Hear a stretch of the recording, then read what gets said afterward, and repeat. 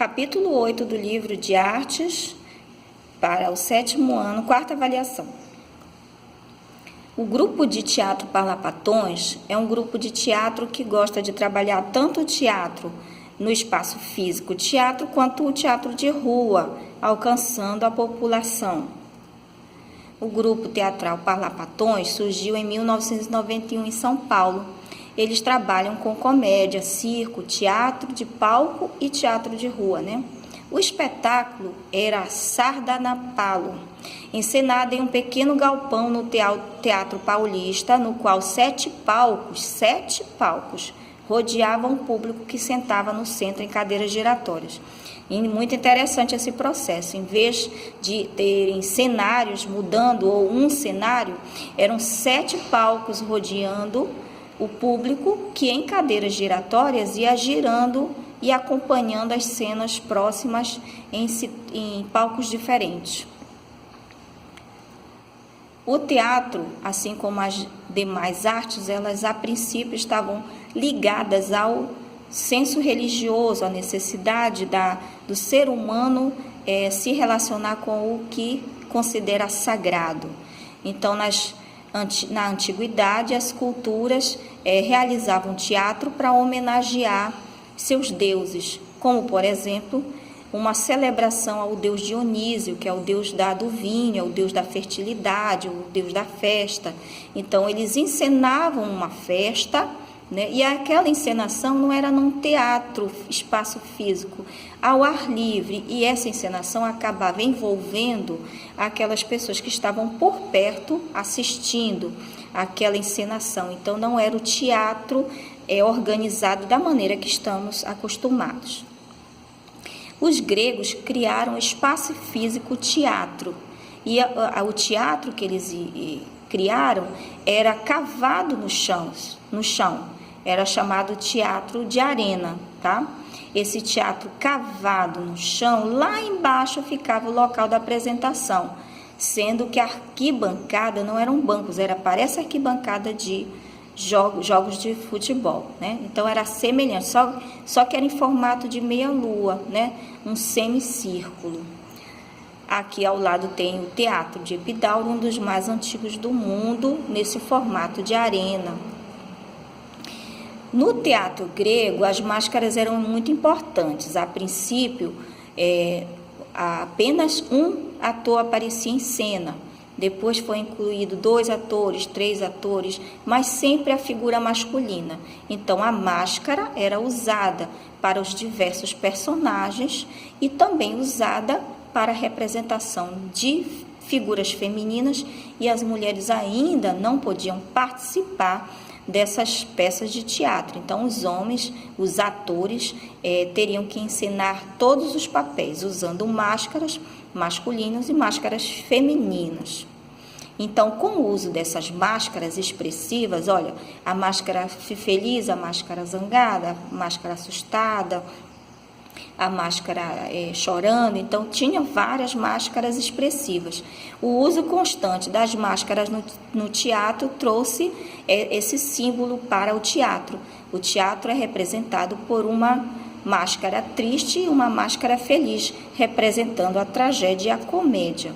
A tragédia era uma história com conteúdo triste, né, reflexivo, e a comédia, você sabe, é uma sátira, algo engraçado. Os 3 principais autores gregos de tragédia, de histórias tristes, foram essa primeira imagem, esse primeiro busto aí, representa um deles, o Eurípides. O Eurípides, ele gostava de contar histórias, contestando as instituições estabelecidas e as ordens estabelecidas no governo, né? Nas instituições religiosas, governamentais. Então, ele era alguém que gostava de buscar uma reflexão sobre isso. Ao lado nós temos Ésquilo, que gostava de dar valor nas suas tragédias ao conteúdo musical e ao balé. Então, era algo mais romântico, diferenciado do outro. Nós temos o Sófocles, que era muito político nas suas histórias, muito cidadão ideal para a sociedade. E o outro já não é um autor de tragédia, mas sim um autor de histórias engraçadas, de comédia, de sátiras. E ele gostava de criar sátiras, brincadeiras com a rotina e a política daquela época. Aristófanes, o nome dele. Então vamos continuar vendo os teatros. Esse aí é o Teatro da Paz, aqui no Belém do Pará. Muito apreciado, olha, uma imagem de fora, uma imagem de dentro. É um dos teatros mais bonitos do Brasil. Se você não pôde ainda visitar, você pode fazer um passeio com guia turístico na segunda-feira. É só pagar um ingresso, parece que de R$4, e você conhece todos os compartimentos do estabelecimento, do teatro, e você vai ver e saber da história da construção desse teatro. Olha, o teto dele é totalmente desenhado e os camarotes, né, onde ficavam as pessoas de autoridades. O teatro de rua, o nome já está dizendo, é feito fora do espaço físico, teatro, mas fora nas ruas, nas praças, né, aproximando-se da população mais carente e tornando o teatro mais próximo das pessoas.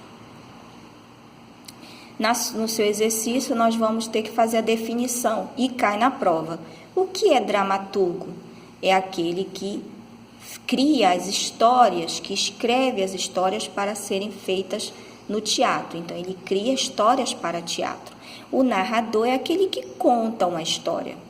O diálogo acontece quando duas ou mais pessoas estão conversando, né? Ou numa cena de teatro, ou quando você conversa com outras pessoas. Quando tem envolvido duas ou mais pessoas, nós temos um diálogo. Já o monólogo é quando a pessoa fala sozinha. E no teatro, existem peças em que apenas um ator fala com ele mesmo em voz alta e vamos acompanhando essa conversa que ele tem consigo mesmo e entendendo a história. Então, voltando aqui para você ouvir melhor, o dramaturgo escreve peças para teatro. O narrador, ele conta uma história. Você pode anotar aí no seu livro. O diálogo é uma conversa entre duas ou mais pessoas. Diálogo, uma conversa entre duas ou mais pessoas. Monólogo é quando nós falamos sozinhos, consigo mesmo. É quando falamos conosco, consigo mesmo. Quando a gente fala sozinho, né? Só que o ator vai falar em voz alta. Aporte é fornecer uma ajuda financeira, uma ajuda social. Cenário é o local, o ambiente onde vai ser encenada a peça teatral, né? O lugar onde vai acontecer essa peça teatral. Estude para a quarta avaliação os capítulos 7 e 8. Boa prova.